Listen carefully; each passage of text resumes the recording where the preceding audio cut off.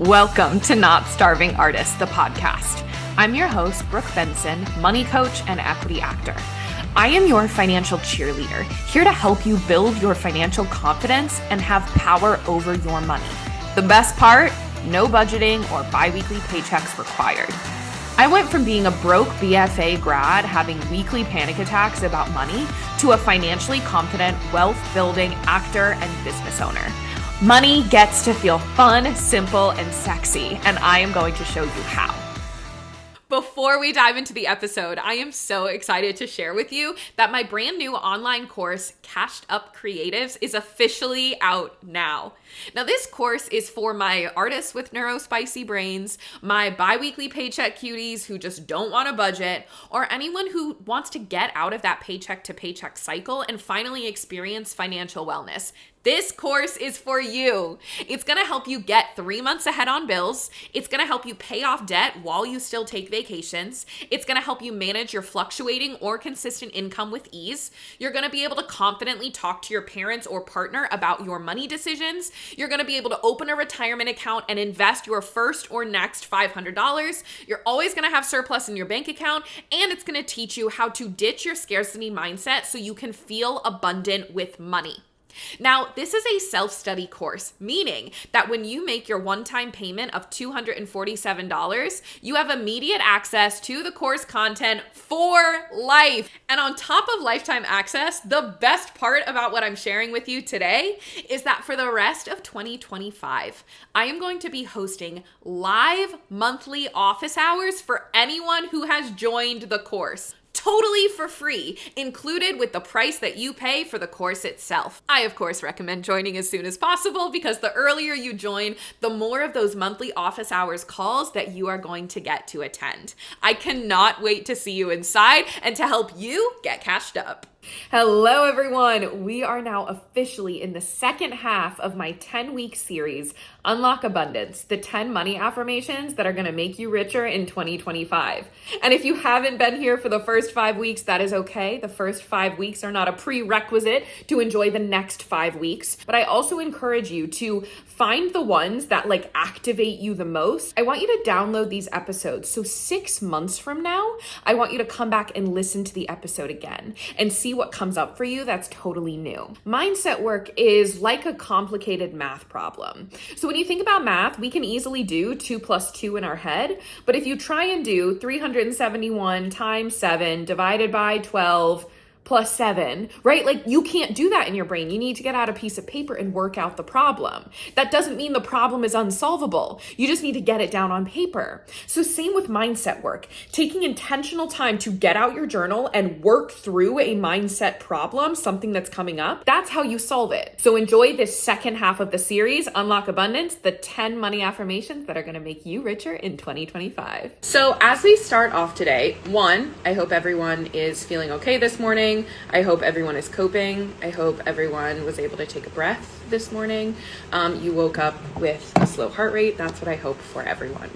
So as we start off today, before we choose today's affirmation, I want to talk about the stuff that has come up for me during this 10-day affirmation series. Because when we started this, I was talking about how my goal for this for you is that these affirmations become things that actually have you moving differently, which then brings in more money. So the mindset stuff affects the practical action. And so I have had literal tangible examples from these past 10 days or these past 8 days, right? During this 10-day series where I am being inspired to take different action, which then will most likely result in more money, right? So when I've been doing the work alongside you all, specifically for the affirmations, let me just read all of them to start. Here are our first 8 affirmations. I release all resistance to attracting money. I am in control of my financial destiny. My wealth is a positive force for good in the world. Making money is easy and enjoyable. I handle my finances with clarity and confidence. Every dollar I spend circulates and returns to me multiplied. I am worthy of a prosperous life. My income is constantly increasing. So those are our first 8 affirmations. So as I have been doing the work around these affirmations right alongside you all, the ones that really started to pull some stuff up in me that made me want to start making some different decisions that I realized I had some resistance to that I didn't realize until this 10-day series were specifically: my income is constantly increasing, making money is easy and enjoyable, and I release all resistance. Oh my God, the balloons. I release all resistance to attracting money. I swear, I say this every time that pops up. I'm like, I have to figure out how to turn that setting off. I've never looked into it because I always immediately forget about it. So those are the affirmations that I found myself doing a lot of deep work and searching and questioning around. So something that I was realizing, right, and I've talked about this in the previous days, is that making money is easy and enjoyable feels true to me up until a certain income level. So then the affirmation, my income is constantly increasing, kind of freaks me out, because if that's true, then my life gets harder and making money becomes less enjoyable. And there's this weird dichotomy, right, that so I don't want to keep making more money because I believe that at a certain level, it becomes harder. So then when I was working on I release all resistance to attracting money, I was like, okay, there's a lot of avenues of making money that I haven't dove into as deeply as, say, my business. But also inside of my business, there aren't I want there to be more funnels for money to flow to me in my business.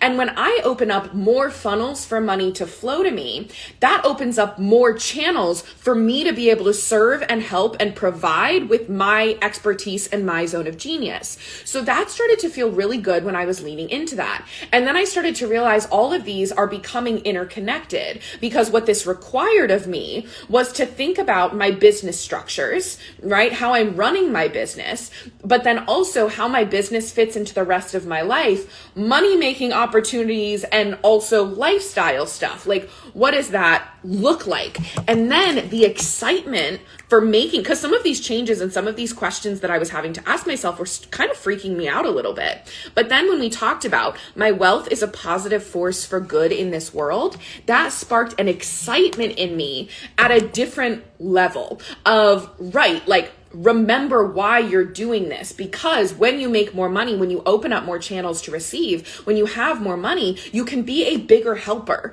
You can use your resources for good, right? So it takes it out of me. I can sit on my laurels and I'm actually going to do, this is going to come later when I'm on the other side of it, but I'm going to talk about a season of life and business where my income slowed down and I had to manage my money in a realm where I wasn't making as much as I had become accustomed to. Okay. So I know that me, because of my tight ass money management, skills, and because I've been working on that for so long, no matter what amount of income I make, I'm going to make it work and I'm going to be fine because I know how to have fun for free. And I also know how to have fun with a fuck ton of money, but it's irrelevant to how much fun I'm getting to have, what money's coming in.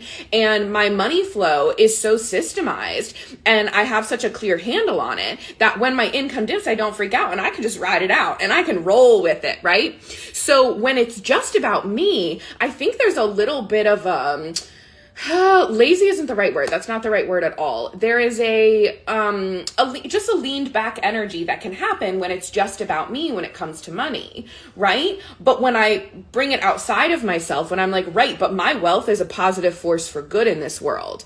And also when I open up more channels for money to come to me and I increase my income, that increases my impact. That increases the people I'm able to serve and help, which is one of the things that I had always wanted when I was an actor. Let me also be very clear. I believe that artists change the world. I believe my work as an actor is equally as important as any other work out there.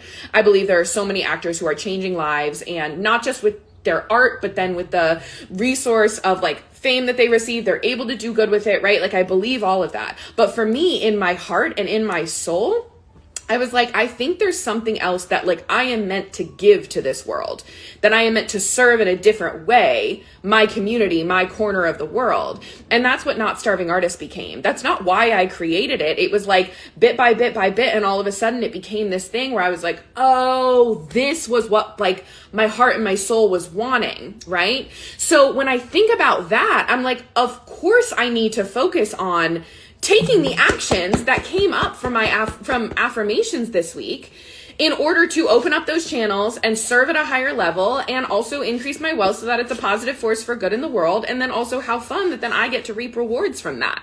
Okay.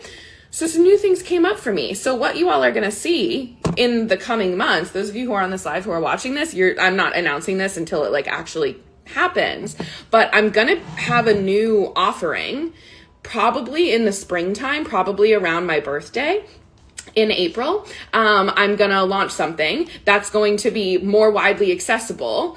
That's going to open up a channel for me to serve more people, but then also opening up a channel for money to come through my business to me, right? Another avenue. And then also when I'm talking about practical action that this affirmation work has led me to is I'm restructuring my one-on-one money mentorship package. So this restructuring is it's just slightly different in how it's going, like the actual structure of the package, but it's going to result in a lower price point. So I'm really excited about that, but it's also kind of scary because it's different than what I've been used to, than what I have like created a success recipe around, what I know to work. But I believe that this is going to be best for me and my clients. Like I've done a lot of work of like, okay, this decision kind of feels scary to me, but what are my reasons for me, for my clients, and for my business that I believe this is the best decision for? And they all came out with a plus of like, yep, better for this, and better for this. So my one-on-one package is going to get restructured. And then also the thing that I've been working on is pulling myself into other realms that are not just Instagram, where my business can continue to thrive. So word of mouth referrals are already happening for me, but how do I increase that? Going to more in-person events, doing more partnerships. Like for example, I'm partnering with my business bank right now, and I'm hosting workshops and getting in front of their audience who are business owners. And that feels really good. I have another creator and coach who wants to do like a content swap, and I've taken some of his courses, and we are going to like cross-pollinate each other's audiences. So we're going to maybe do a collaboration. Like there's things of that nature that I'm excited about, right? That I'm going to keep diving into, that I've like made a list of. I release all resistance to making money. That was one of our first affirmations. Great. So what does that mean? It means opening up so many more avenues for money to flow, right? And then getting clear on why I want more money to flow. So I wanted to give you those examples of how this affirmation work is actually going to tactically affect my action, which will then affect my bank accounts, right? This is why I called this affirmation series Money Affirmations That Actually Work, aka how to bring in more money in 2025, because that is the point of the work that we are doing. And then a really wonderful byproduct is you feel better in your brain, right? You have less financial anxiety, you feel more confident, you feel more assured, you feel like you have more financial autonomy. And when you feel like you have financial autonomy, you act like you have financial autonomy. Okay, let's dive into day 9, okay? Our affirmation today. We haven't picked it yet. So if you are here, we have 2 left. We have number 2 and we have number 10. If you are here live, the first person to drop one of those numbers is the affirmation that we will do today. Both of these are really good. I'm hoping for one of them. Let's see who drops it. We have number 2 and number 10. Who wants to drop a number? 2 or 10? 10! Oh! This is the one I wanted to talk about today. I'm so glad you picked that one. Number 10 is, I always have enough. I'm gonna read that again. I always have enough. I always have enough. I always have enough. As I'm saying that, what's coming up for you? What's happening in your brain and what's happening in your body? I always have enough. I always have enough. Drop in the chat what's coming up for you. Does it feel juicy? Does it feel untrue? Does it feel true to an extent? Does it feel true with caveats? Remember when we were talking about caveats the other day? Of affirmations that only feel true if certain things are in place, right? Like, I always have enough, but there's like a specific stipulation of what enough means. Or I will always have enough as long as insert something.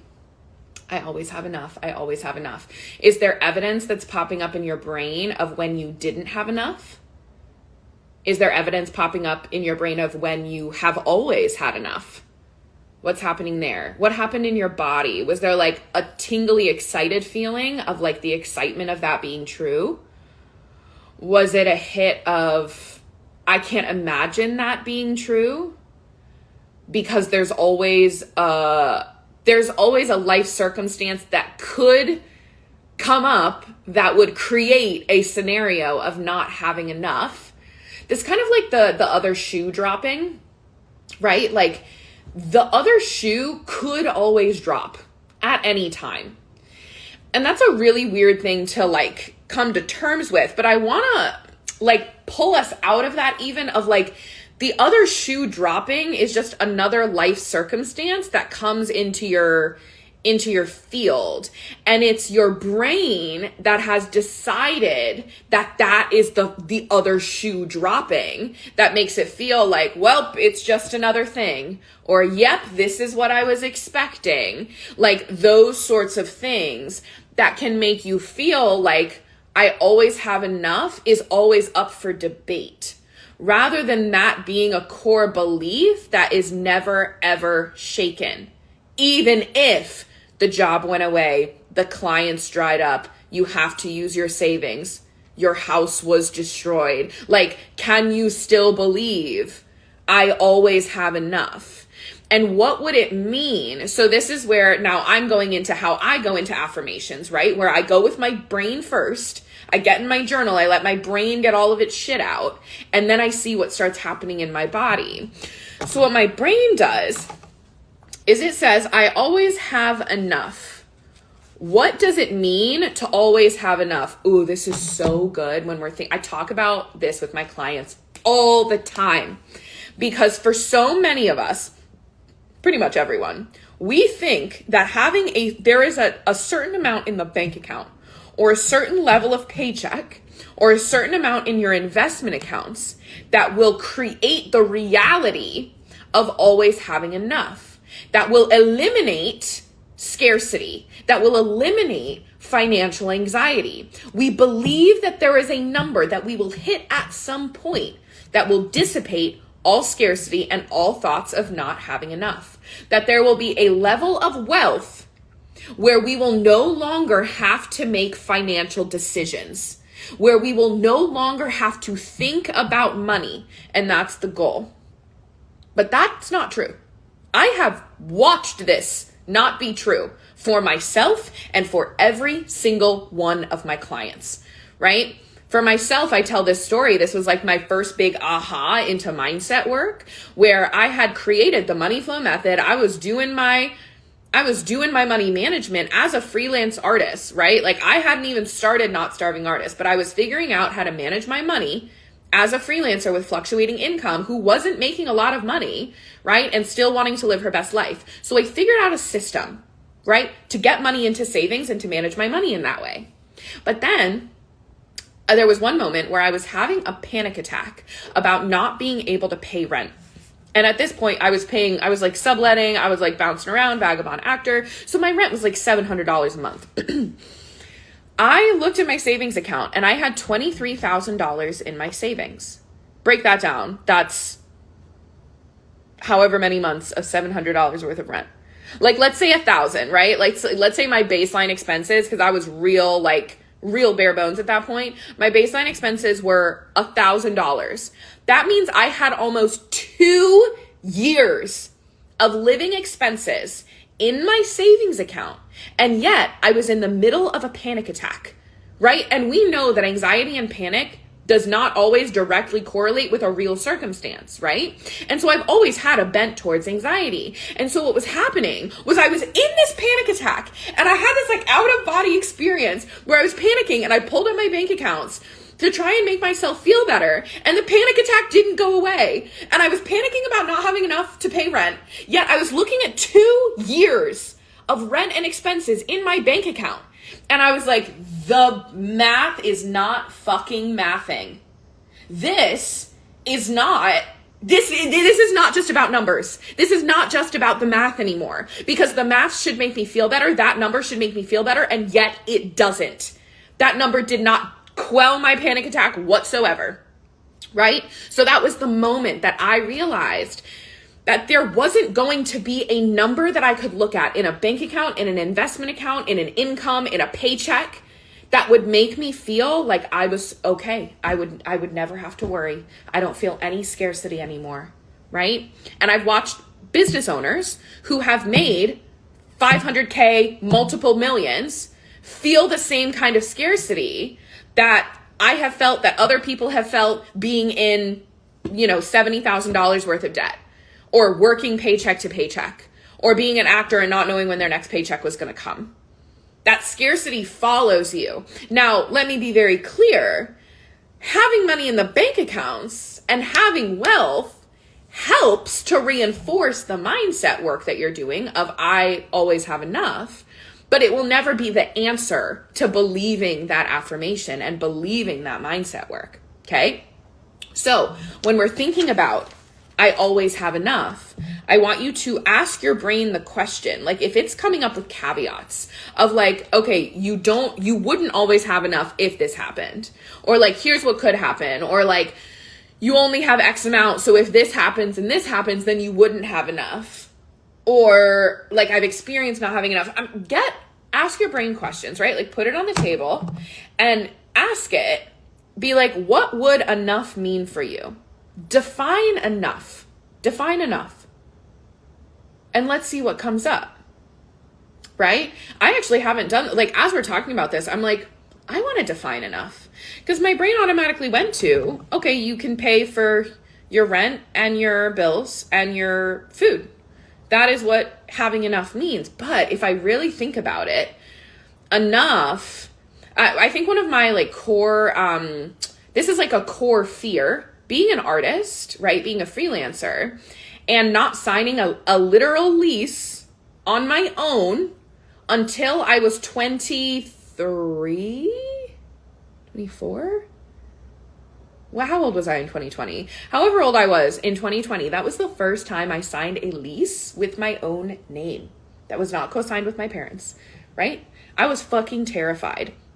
And the reason I was terrified is because I had this core belief as an artist, as someone who like lived her vagabond life. I was Airbnb-ing, bopping into actor housing. I was like living out of my car. That's why when I got into that car accident that totaled my car, totally shook my entire worldview, because now the thing that had given me freedom was taken away from me.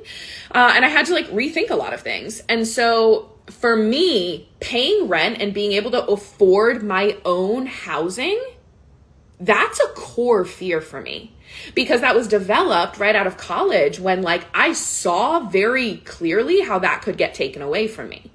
And especially now that like, subconsciously my safety net was my childhood home, right? I don't have that anymore. My parents sold our childhood home. They don't have an extra bedroom. I'm not living with them in their retirement community, right? Like, so that safety net was taken away. So I actually had to do some work around this past summer when that happened, of like, ooh, there's some stability and safety that I'm having to work through. I need scarcity work big time. Yeah, we all do, right? And all of us have different flavors of scarcity. So no one is immune to feeling scarcity, right? Like, fucking, was it Warren Buffett? What? I told this story. There is like a story that went around where like Warren Buffett, one of the richest men in the world, was traveling to like Tokyo and went to McDonald's with someone and like whipped out a coupon and like had to travel from America to Tokyo with that coupon to use for the McDonald's. And I'm like, that man needs a bit of a money coach, right? Like, maybe we don't need the coupon at McDonald's, but like no one can escape scarcity. Like if we even take this meta, when we think about billionaires, right? Like billionaires need money coaches because there is a severe amount of scarcity that these people are dealing with, not wanting to part with their money, not wanting to circulate it, not wanting to use it for good things, right? Like the fact that you want to, they need a money coach, right? They're not immune to scarcity. They got hella scarcity going on in their brain, right? If they're not willing to part with those dollars, right? They need to define what enough is. Okay, I'm going to read some of these comments. I moved from Ohio to North Carolina. That's where I came from because boyfriend's job and rent was double what I paid in Ohio. Yeah, huge adjustment. Didn't have any clients. Side hustle was slow. So owed my boyfriend months in rent. So although I'm making double the rent, save, pay off credit card debt, I have evidence of not having enough. So this hits my girl. Yes, I feel that. I get that.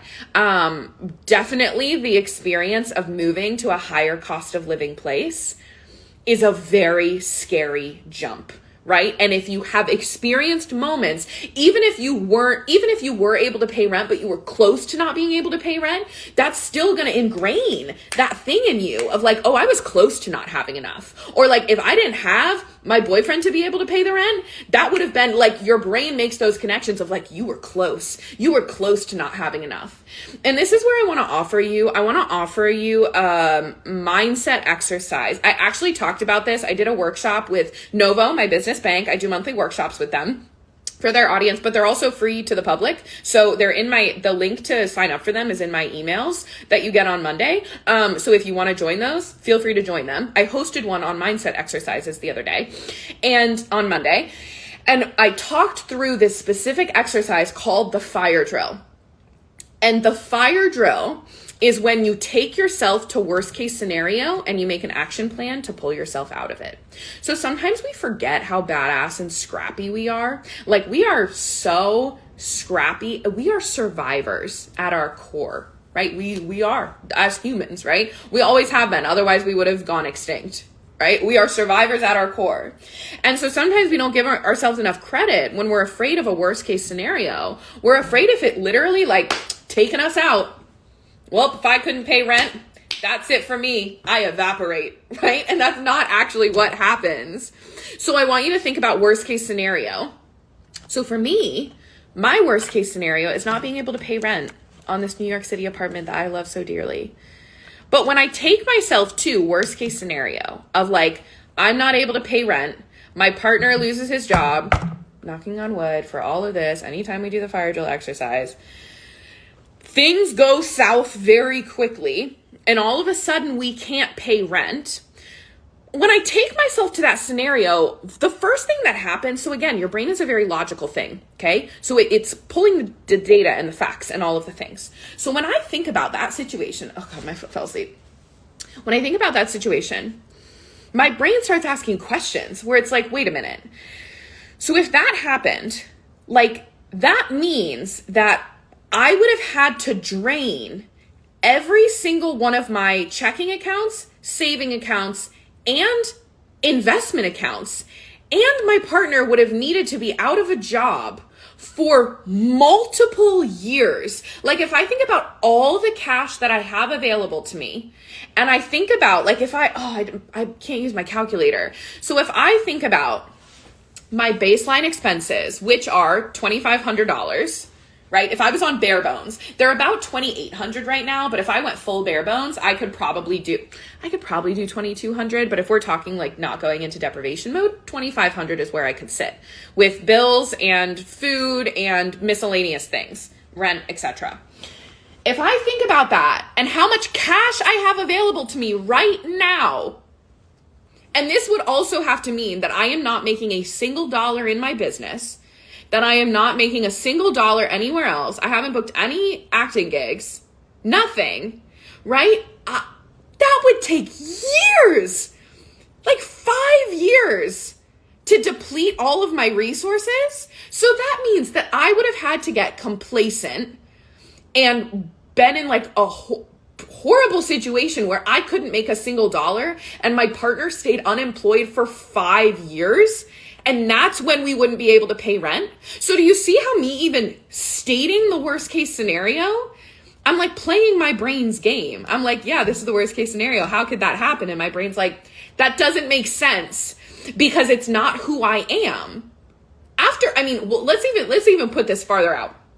Like, after a year, if my partner lost his job and is not making money, and I have 0 clients. My business has totally fallen apart. I'm not booking a single acting gig, right? After a year, after 4 months of that, I'd start to like take some new action. But let's even say I took a year for that. Then I'm going to go get any job I could. I'm going to be applying like crazy. My partner is going to be applying like crazy. There's so many avenues that I would go down, and like, would my ego take a hit having to go in that direction? Sure. So is that my actual fear? Is that my actual fear? It's not about not being able to pay rent. It's about paying rent in a way that I really love and want to continue to pay my rent. Is it the ego hit that I might have to ask for help? That people might perceive me in a different way? That's it. When I get down to it, when we're talking about it, when my brain pokes holes in the actual logic of my worst fear about not having enough, that's what it comes down to. Because the logic of not being able to pay my rent like actually isn't feasible to me. Because even after a year, we would downgrade. We would move to a low cost of living city if we like literally had to. We would do that. So like there actually isn't a scenario where I couldn't pay my rent. But it's my ego having to take a hit of like, oh, that means you would pull out of your investments if you really got to that. Or that means that you would have to make money a different way. That would mean that you failed, right? Oop, there it is. There it fucking is, right? Down at the core of it, that would mean that I failed. I'm a gold star type A achiever. So that fucking hits and that hurts. And who would be disappointed in me? And that makes me feel a lot of icky things. So going to doing the fire drill exercise, one, created an exit plan, right? So like if I think about my worst fear, right, not being able to pay rent, my brain gave me a million things that I would do after a year of not being able to pay rent. Or like not bringing in money to pay rent, having to use my reserves to pay rent, right? And I even like, and this is where I even go further, where I'm like, okay, if I'm multiple years into not making money and I am using my savings and my reserves to pay rent, there is even a world and we're even talking about this crazy bleak future where I couldn't make a single dollar, which is unfathomable, because I believe that I can make money, because I believe I'm a scrappy person, because I know I've always been able to make money when I need it, right? As an actor, I proved that to myself. And so if I'm looking down that deep, dark barrel, I'm going to use cash to pay my rent, but then I'll go into credit card debt if it means being able to keep a roof over my head. Knowing that then that gives me even more wiggle room cash-wise to be able to continue to pay my rent. And then I know that the future me who has more income will be able to pay off the debt. I'll even go to worst case scenario, which is actually unfathomable. God, I felt that so hard. Spot on. Exactly. So go to worst case scenario, create the exit plan, the evacuation plan to get you out of that scenario. What would you do? Even if you don't like it. I hated everything I just said. Everything in my body is absolutely not, absolutely not, absolutely not. And I'm like, yes, but if we have our evacuation plan, okay? So we have our evacuation plan. But then with that evacuation plan, I'm like, in what fucking world would I need that? In what fucking world? Because at a certain amount of months, after a certain amount of time, I'm going to start making some different moves, even if my ego doesn't like it, because I believe in me. So this is where it comes to believing that you're scrappy, believing that you can do the things when you need to do them to support yourself. So do you believe that you'll do the things that need to get done to keep a roof over your head? I bet you would. Do you have the belief that you could go out and make money a different way? If you don't, then journal on that. Do you believe in your capabilities and your savviness? I forgot how savvy I was until this summer when I ran myself through the make an extra $500 a month training for my clients. I did a podcast episode about it back in December. Go listen to it, right? Where I proved to myself that I could be scrappy again. Because I had forgotten, because I got so cushy in my business. So I was like, go prove to yourself, right? And run yourself through the training and prove to yourself that you could bring in, what was the ending total? It's definitely over 1,000. It might have hit 2,000. I can't remember. Go listen to it. Okay, this reminded me that before my biz, I was thinking of quitting my day job to focus on mental health, and I had at least 6 months worth of rent expenses saved so I can care for myself. Exactly. I hate it too, but we keep going back. It's like a gross, comfortable zone of all we've ever known. It's like the universe is challenging me. Are you really ready to level up? Exactly. Yep, I'm glad that question came up. So this is making me want to reword the affirmation to I am capable of having enough. And that makes me feel more optimistic. Yes, Sam. Using those tools and tips to make the affirmations work for you. I am capable of having enough. I will always have enough because I've never turned my back on myself before. Because I have the skill set to always make sure there's enough in the bank, right? Like, yes, play with the wording. That gave me chills. I'm so glad that made you feel more optimistic. Exactly. So making sure you're defining what enough is, run yourself through the fire drill exercise, poke holes in your brain, and then, asking yourself the question, okay, so if I always do have enough, what is there to worry about? And then if there isn't anything to worry about, if you always do have enough, what comes up? What does your brain have space to think about? What fear comes with never having to worry about having enough? What's like the open space that creates, and what are you afraid is going to pop up in that open space of never having to worry about having enough? For me, it's existential thoughts. If I always have enough, then I have to think about, like, do I actually love every single thing I'm doing in this lifetime? It's kind of a scary thought, but that's what comes up. So yes, like, are you ready to level up? Are you ready to constantly be supported? Do you believe that you will always have your own back? And if you're a spiritual person or you believe in something higher, do you believe that higher power is always going to have your back? If you have your own back and that higher power has your own back, what are we worried about? Right? What are we worried about? Now, have me asking this to myself when I'm in the middle of an anxiety attack, that's a different story. But I want to give you another exercise I gave people in that workshop on Monday. It's called the past self voicemail. So right now you might be feeling high vibe and things might be clicking and you're like, yes, I get it. So for me, I'm like, I always have enough. What is there to worry about? If I have my own back and the universe has my own back, what on earth am I scared of? Because I will never turn my back on myself. I'm scrappy. I'm capable, right? I'm going to record this. I'm going to kind of rant about this into a voice memo to lock this in place, lock this energy, lock what I'm feeling, lock my learnings into my literal voice, right? My energy in my phone, so that when I have a moment of anxiety where I'm like, fuck, right? And I'm stressing about business and I'm stressing about life and I'm stressing about whatever, right? I'm having a hard day. I'm going to play that voicemail. I'm going to play that voice memo from this version of myself that's feeling like, we got no problems. We're not worried. And I'm going to listen to it over and over and over. And I'm going to be like, you're right, Brooke. You're right. January 15th of 2025, Brooke. You're so right. Yes, mama. Yep. Keep talking to me. Yep. Talk dirty to me. Yes, exactly. Right. And I'm going to help raise myself up into a higher vibe. So this is another tool that you can use with this affirmation work, so that, because sometimes this work is hard when you're in a dark place.